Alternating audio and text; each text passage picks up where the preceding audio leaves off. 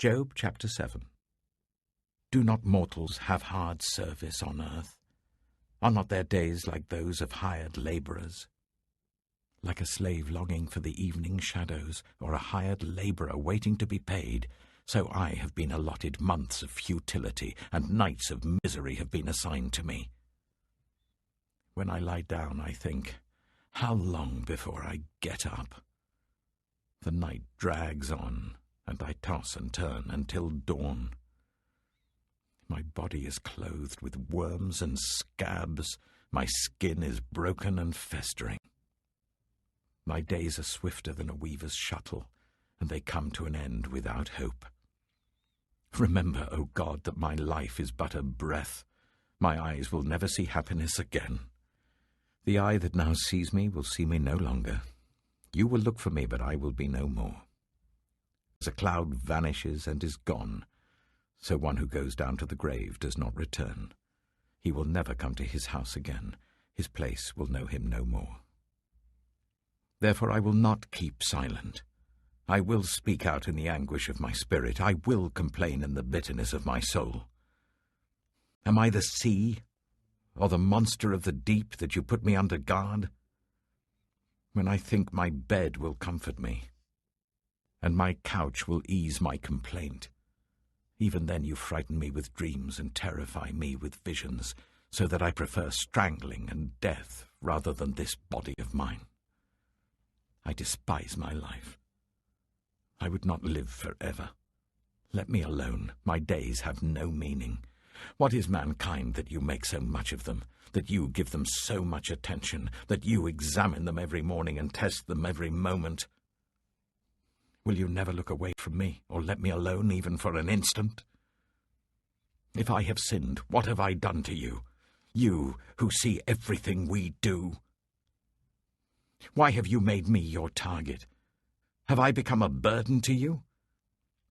Why do you not pardon my offences and forgive my sins? For I shall soon lie down in the dust. You will search for me, but I shall be no more. Job chapter 8.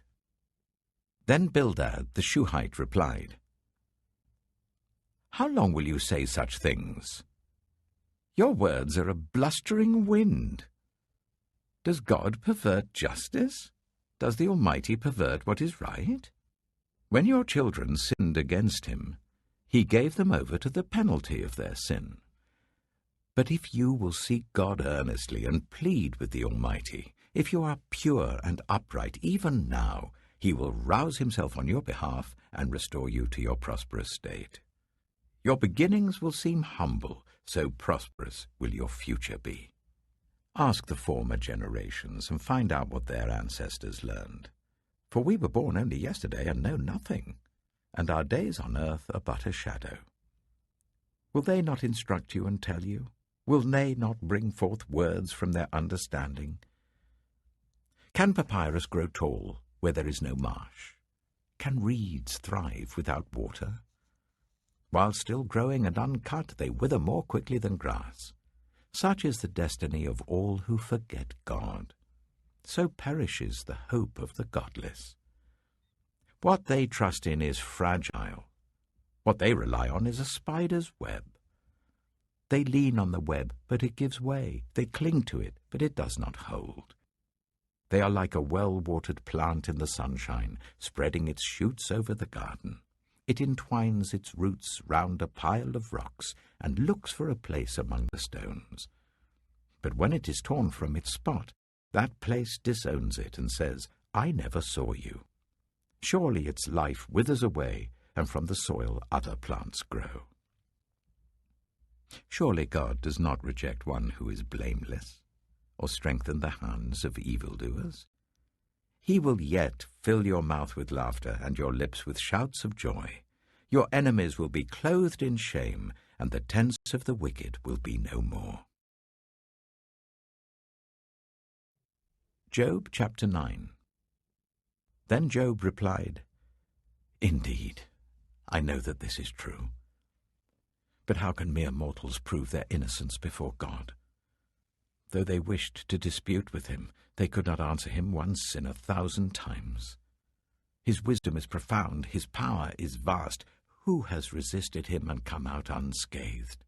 He moves mountains without their knowing it and overturns them in his anger. He shakes the earth from its place and makes its pillars tremble. He speaks to the sun, and it does not shine. He seals off the light of the stars. He alone stretches out the heavens and treads on the waves of the sea. He is the maker of the Bear and Orion, the Pleiades and the constellations of the south.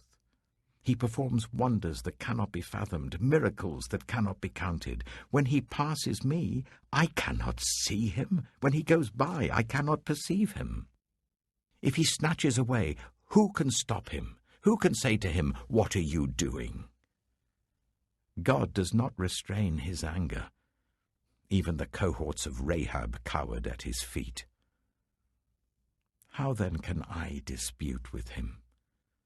How can I find words to argue with him? Though I were innocent, I could not answer him. I could only plead with my judge for mercy.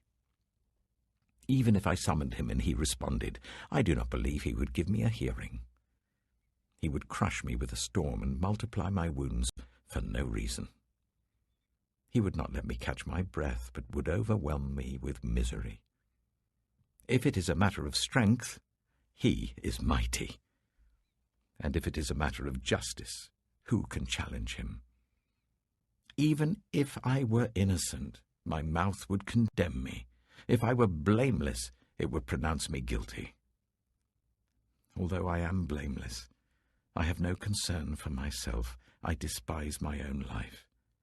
It is all the same. That is why I say he destroys both the blameless and the wicked. When a scourge brings sudden death, he mocks the despair of the innocent. When a land falls into the hands of the wicked, he blindfolds its judges. If it is not he, then who is it? My days are swifter than a runner. They fly away without a glimpse of joy. They skim past like boats of papyrus, like eagles swooping down on their prey. If I say, I will forget my complaint, I will change my expression and smile, I still dread all my sufferings, for I know you will not hold me innocent. Since I am already found guilty, why should I struggle in vain? Even if I washed myself with soap and my hands with cleansing powder, you would plunge me into a slime pit so that even my clothes would detest me. He is not a mere mortal like me, that I might answer him, that we might confront each other in court.